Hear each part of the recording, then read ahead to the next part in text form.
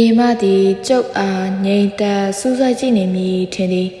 ကျုပ်၏ကြောပြင်ကိုငေးကြည့်ပြီးအားသင့်နေမည်ထင်သည်ကျုပ်ကစော်ကားမော်ကပြုမိတကဲ့သို့မှားယွင်းခဲ့လေပြီ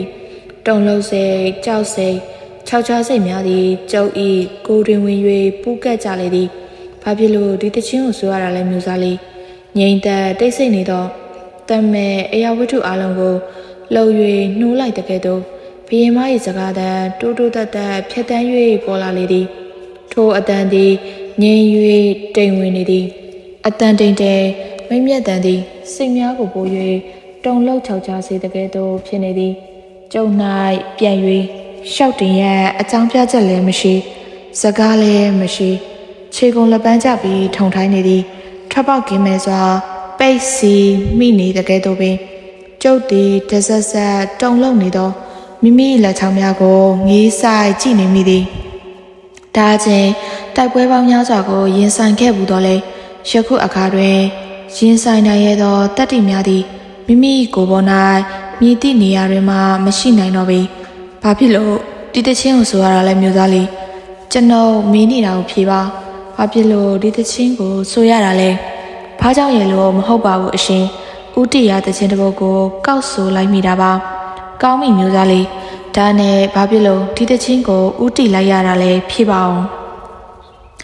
ထောက်ထားသောကျုပ်ရဲ့လက်များသည်တဆက်ဆက်တုံရင်လာလေသည်ကျုပ်၏မျက်နှာပေါ်၌ချွေးဥများစေထမ်းလာလေသည်ကျုပ်သည်အလင်းလက်လျှော့ပြလိုက်သည်မိတို့များပြန့်၍ချွေးဥများစေထမ်းလာလေသည်ကျုပ်သည်အလင်းလက်လျှော့ပြလိုက်၏မိတို့များပြန့်၍မပြေတော့ရန်ဆုံးဖြတ်ချက်ချလိုက်လေသည်အချိန်ပေါင်းများစွာကုန်လွန်သွားနေပြီးစိတ်ဆင်းရဲပေမှန်လွန်သောအခါတွင်မှအရှင်ဤတိုးတိုးတက်တက်ရေမောလိုက်တန်လေးတစ်ခုပေါ်လာသည်ထိုရေမောလိုက်တန်ကလေးမှာရှင်လန်းနေ၏ထိုရေတန်ကလေးသည်အလှပေါင်းများစွာနှင့်ရောနှောသွား၏ထိုနောက်တီးတဲ့အလှတရားတစ်ခုဖြင့်ပြန်လည်၍ပေါ်ပေါက်လာလေသည်လူတို့တွင်ခလေးစိတ်များတည်သည့်အထိရှိတတ်သည်ဆိုသောဤဒေတာ၏စကားပုံတစ်ခုကိုတတိယလိုက်မိလေသည်ဘုရင်မကြီးသည်ကျုပ်အားခလေးတငယ်ကိုငိုအောင်စနေပုံမျိုးနှင့်ခတ်ဆင်ဆင်ပြုခြင်းသည်ဟုဆိုလျင်ယုံနိုင်ပွဲရာမရှိတော့ပေကျုပ်၏ရင်ထဲ၌ရှင်းလင်းပေါ်ပါသွားလေသည်စံနန်းတော်ဝင်းတော်ဆောင်တမှုကိုပြောပါမျိုးသားလေးတမှုအဆောင်တစ်ခုမိမျိုးသားလေးတဲခုကိုခိတ္တနေရာချထားပေးဖို့ပြောပါမနှက်ဖြန်ကြီးလာကန်တော်ကိုမျိုးသားလေးတက်ရောက်ရလိမ့်မယ်ကဲပြန်ပြေအောင်တော့ထိုနည်းညကစံနန်းတော်မှထွက်လာတွင်ကျုပ်၏စိတ်ထဲ၌နန်းရင်းသူပြောသည့်စကားမှတခြားအထိပ္ပယ်တစ်မျိုးပါလာပေသည်ဘုရင်မမျက်နှာတော်ကိုတစ်ချိန်ဖူးမြော်မိရင်နောက်အချိန်ချင်းဖူးမြော်ခြင်းနဲ့ဆန္ဒဟာဝေဒနာလိုဆွဲကပ်ပြီးစိတ်ဒုက္ခရောက်ရရှာတော့တာပဲရှီဝမျိုးသားလေးရဲ့နန်းရင်းသူကလိုက်ပြောနေတဲ့ကဲ့သို့ပင်စိတ်တွင်း၌မှတ်ထင်နေမိပေသည်ညအမောင်ထဲ၌မိကိုနှင့်နှင်းမုံများရောနှောပြီးပြက်ကွယ်သွားသည်မိဘုံများကမီးတောင်များထား၍တောက်နေကြသည်နင်းဤအေးသည်လွန်ကဲနေ၏တက်ဘောရဏသည်ကျုပ်အနာတထာကွာလောက်တွင်တခုခုပြောလိုက်သည်သူပြောလိုက်သည်မှာအတန်ကျကျဖြစ်၏သို့သောထိုအချိန်၌ကျုပ်သည်မီးရောင်ထဲတွင်စောင်းကိုငုံကြည့်ပြီးငေးမောနေခိုင်းဖြစ်သည်ဖြင့်သူပြောသည်ကိုမတဲမကွဲလိုက်ပါပြာဟုပြန်၍မိလိုက်လေဘုရင်မသည်တက်ဖို့ရနာဦးစီး၍တက်မတစ်ခုကိုကျုံနှင့်အတူရှိဝါသောခဲ့ပေးလိုက်လေသည်မိုးချုပ်သွားသဖြင့်ခရီးမဆက်နိုင်တော့ပေဤတောင်ကြားတွင်ရက်နားနေကြရသည်မိဖို့များပေတွင်စစ်တီများဝိုင်းထိုင်ပြီးသူတို့၏စကားပြောနေသမျှသည်တောင်ကြား၌စုညံနေကြသည်မြင်းများဟီတန်နေတော်တွင်တားရလိမ့်ဆံများ၏6လန့်အော်ဟေစစ်တံများသည်လည်းတခါတခါတွင်တောင်ကြားထဲသို့ပြေးဝင်လာနေသည်ကျုပ်၏စိတ်အာရုံများသည်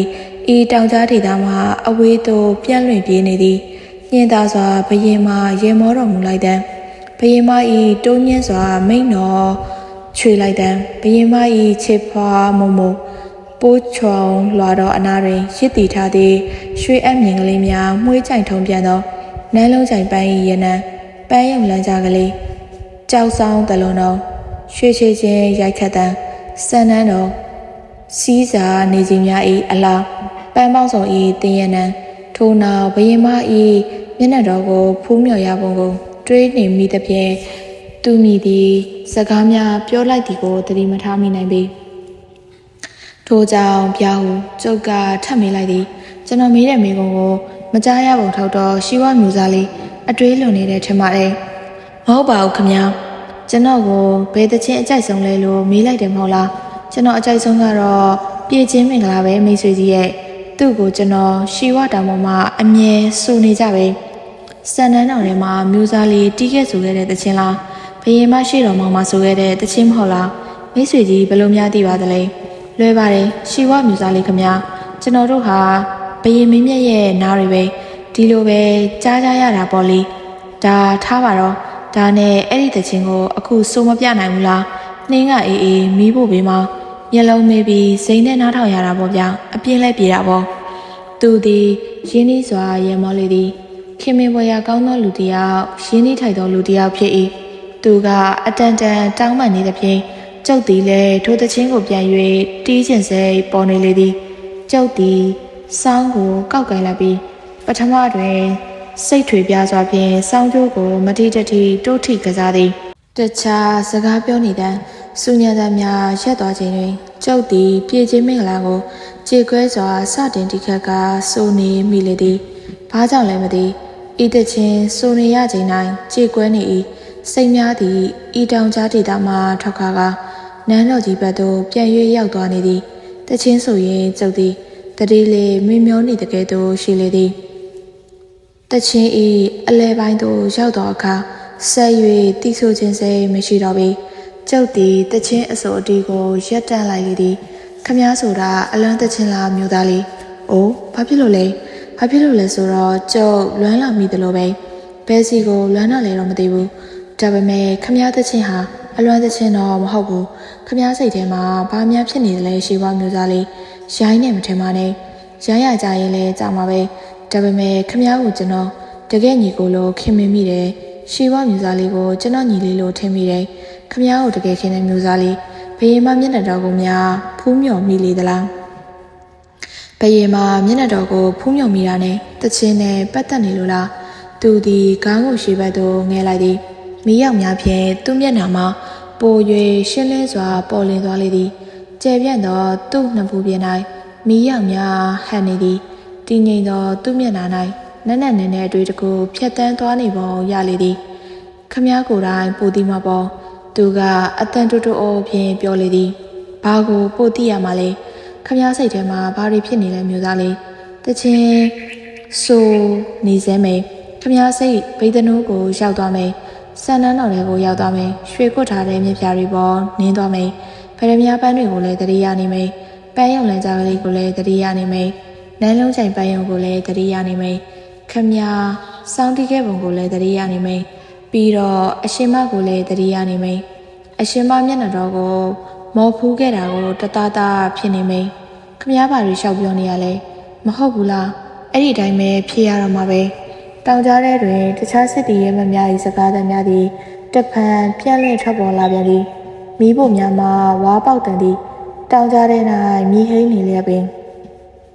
ကျုပ်သည်စောင်းကိုပေးသို့ညှင်သာစွာပြန်ချလိုက်သည်ထို့နောက်ဝမ်းနဲ့ကြေကွဲနေသလိုတက်ပြင်းရှူလိုက်မိသည်ခမရအရှင်မရဲ့အသက်ရှူလိုက်တဲ့ကလေးကစပြီးအရှင်မရဲ့စကားတစ်လုံးပြောတဲ့အတန်ထိ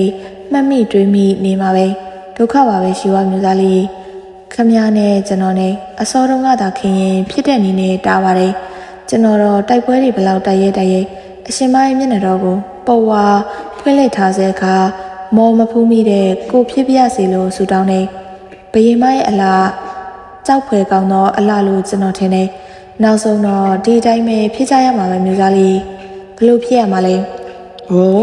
အခုရှိဝမျိုးသားလေးဟာအရှင်မကိုဆွဲလန်းတန်းတနေရရှာမယ်မဟုတ်လားချစ်ကြိုက်နေရရှာတယ်မဟုတ်လားစိတ်ထဲမှာကြီးမားသောမျှော်လင့်ချက်ကြီးထားလို့လေ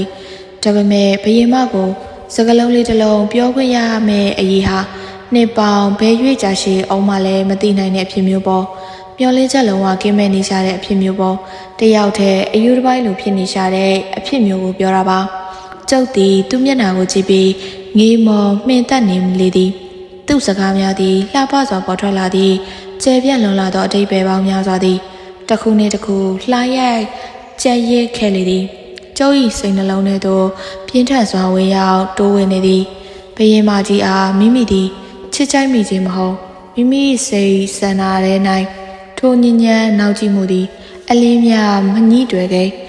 ချစ်ကြိုက်ခြင်းဆိုသည်မှာယမန်နှင့်တွေ့ရှင်သောညဉ့်ညမ်းသောစေတသိက်ဖြစ်လေသည်ဖြစ်ကိုမဖြစ်နိုင်ဘူးဖြစ်ကိုမဖြစ်နိုင်ဘူးချစ်ကြိုက်တယ်ဆိုတာညဉ့်ညမ်းနဲ့မဖြူစင်တဲ့စိတ်ပဲမိတ်ဆွေကြီးကျုပ်ဘယင်မကြီးအပေါ်ဖြူစင်တဲ့တန့်စင်တဲ့စိတ်ပဲရှိတယ်ရမတ်စိတ်မပါဘူးဘယင်မကြီးကိုချစ်ကြိုက်နေတယ်လို့တော့ကျုပ်လုံးလုံးလက်မခံနိုင်ဘူးသူသည်ကျုပ်မျက်နှာကိုပြန်၍ငေးမောကြည့်နေသည်ထို့နောက်သူကအတန်တိုးတိုးဖြင့်လူအမျိုးမျိုးစိတ်မျိုးမျိုးအကြောင်းတွေးပြနေသည်ချစ်ကြိုက်သည်ဆိုခြင်းမှာညဉ့်ညမ်းသူများအတွက်ညဉ့်ညမ်းတော်လဲဖြူစင်သူများအတွက်ဖြူစင်ပေသည်ဟုသူကပြောနေသည်သူသည်စကားလုံးများကိုရွေးချယ်လျက်အတိတ်ပဲပေါ်လွင်ရန်အမျိုးမျိုးဝေဖန်သုံးသပ်ကြည့်ရှုပြနေသည်ကျုပ်မှာမို့ခေါင်းခမြဲညင်းဆန်မြဲချစ်ကြိုက်ခြင်းနဲ့ရယူပိုင်ဆိုင်လိုခြင်းမှာခဲမရဆက်ဆက်လျက်ရှိသည်ကျုပ်သည်ဘယင်မကြီးအားရယူပိုင်ဆိုင်လိုစိတ်သည်လည်းအလင်းမရှိသို့သောဘယင်မကြီး၏မျက်နှာတော်ကိုဖူးမြော်လိုသောဆန္ဒရှိခြင်းနှင့်ဘယင်မ၏အတန်တော်ကိုကြားနာလိုခြင်းသာရှိသည်ထိုစိတ်ဆန္ဒကိုချစ်ကြိုက်သောစိတ်ဟုလက်ခံ၍မရနိုင်ညကပို၍နှက်လာလေသည်ကျုပ်တို့သည်စကားဝိုင်းကိုရစ်တန့်ပစ်လိုက်ကြ၏အမောင်ထဲတွင်မီးဖို့နှပေး၌လဲလျောင်းလိုက်ကြလေသည်စကားဝိုင်းရက်လိုက်တော်လေကျုပ်၏အတွေးများကိုအဆုံးသတ်ရက်တန့်၍မရတော့ပေတက်ဖို့ရထား၏စကားများသည်လည်းကျုပ်၏စိတ်နှလုံးများကိုရေလိုက်မှပါရိုက်ခတ်ပဲ့တင်ထက်လျက်ရှိလေသည်မဟူရာမြတ်တာအပိုင်းနှင့်နိုင်ဝင်းစိဗိတ်တနုံးမှပြန်ရောက်လာပြီးကျုပ်တို့ပန်ထွာစစ်သည်များကိုနေရာချပေးခြင်းနောက်ထပ်စစ်သည်များထပ်မံ၍တိုးချဲ့ခြင်းဖြင့်အလုံးမအားနိုင်တော့ပေ